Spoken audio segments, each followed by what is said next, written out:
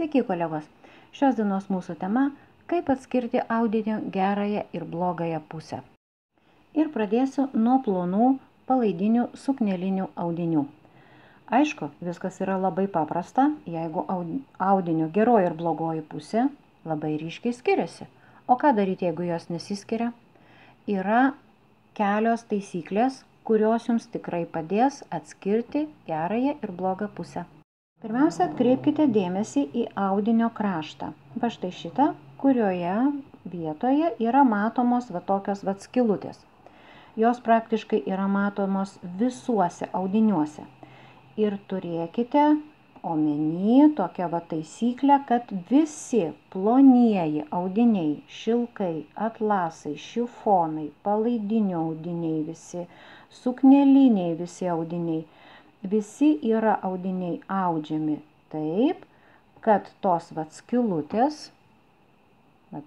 bandysiu jums parodyti, nežinau kaip pasiseks, tai bent jau patikėkit mano žodžiu, kad tų skylučių iškilimai yra gerojoj pusėj. Jeigu taip patrauksite pirštu per kraštą, jūs jausite, kad tie skylučių burbuliukai, jie yra juntami, visi yra gerojoj pusėj.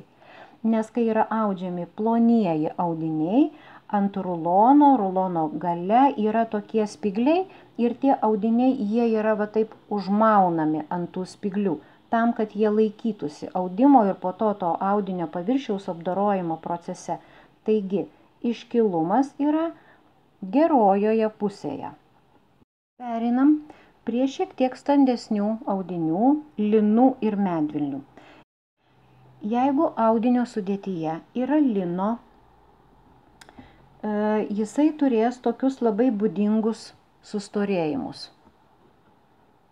Bet čia yra toksai matomas, gana storas toksai siūlas, todėl kad linas yra natūralus pluoštas. Ir jisai bus matomas ir gerojoj pusėj, va čia tokia juosta, ir blogojoj pusėj. Ir jų bus pakankamai daug per visą jūsų metražą. Bet pažiūrėkite atidžiai, blogojoj pusėj gali pasitaikyti štai tokių mažučių nenukirptų siūliukų.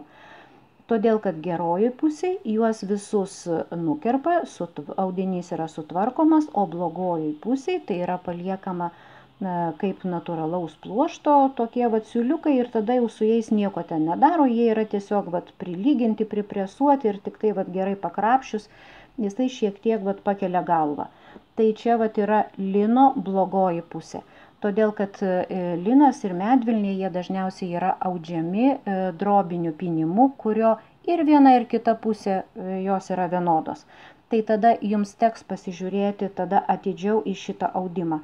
Šiaip ir medvilnės, ir linai, tada jau kai jūs žiūrėsite, reikia tada atkreipti dėmesį, kad geroji pusė visada būna šiek tiek lygesnė, blizgesnė, paviršius yra šiek tiek netgi kartais švelnesnis arba šiek tiek toksai slidesnis, vadinasi, paviršius yra padengtas tokiu krakmolingu tokiu sluoksniu tam, kad blizgėtų audinys.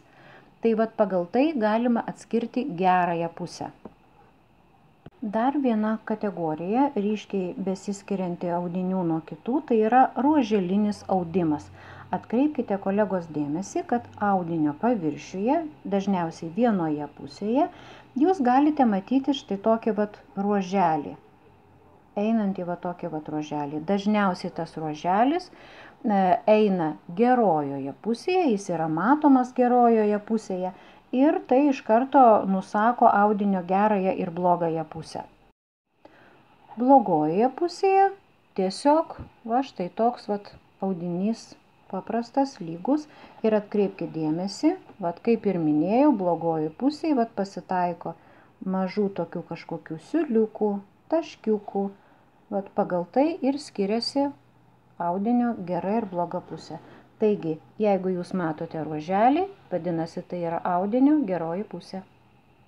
Ir pereinam prie kostiuminio audinių. Jų įvairovė yra be galo didelė, lygiai tą patį galima pasakyti ir apie paltinius audinius, gal daugiau pašnekėsiu apie kostiuminius audinius. Ir čia irgi pirmiausiai žiūrim, į audinio kraštą. Ir čia visos skylutės bus iškilusios blogojoj pusėj. Jeigu jūs va taip braukiate pirštu ir jaučiate iškilimą, o dabar aš jaučiu iškilimą, tai vadinasi, va čia va yra blogoji pusė. Vadinasi, štai šita yra geroji pusė. Lygiai taip pat, netgi ir ant šito krašto kartais matosi, kad jisai yra gražesnis ir ryškesnis gerojoje pusėje. Va šitie net ir plaukai tokie gražiai va taip sugulę. Ir be abejo, tada žiūrim į gerąją pusę. Ir jeigu jūs kartais vat, būna taip audiniai, taip prilyginti, pripresuoti, kad net tų skylučių nesimato, tada lyginam. Imam vieną pusę, imam kitą pusę ir žiūrim, kuri pusė yra ryškesnė geroje šviesoje, geram apšvietime, kuri pusė yra gražesnė, kur siūlų perdangos yra pačios mažiausios. Jeigu siūlų perdangos yra didesnės, aš nešneku apie žakardinius audinius, apie paprastus kostiuminius, nes ten jau išvis bus tamsus jų miškas. Dabar šnekam apie pačius pagrindus. Siūlų perdangos jos yra nedidelės. Pats raštas jis yra aiškiausias. Pažiūrėkite atidžiai, neskubėkit. Geroji pusė visada bus lygi, visada bus labai toksai paviršius, labai švelnus ir glotnus. Braukiant su ranka jisai neturės kažkokiu tai tenai tokių siūliukų, kažkokių gumuliukų pojūčio.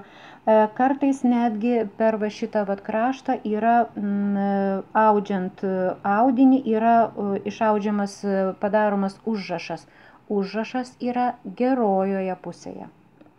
Tai va, trumpa tokia apžvalga, tikiuosi šiek tiek jums padėjau, tikiuosi šiek tiek jums bus lengviau. Jeigu jūs turit kažkokį slaptą metodą, kaip atpažinti tą gerąją pusę iš karto, tik užmetus žvilgsnį, pasidalinkit ir man bus įdomu, todėl kad audinių asortimentas tik didėja ir mes mokomės ir mokomės ir mokomės.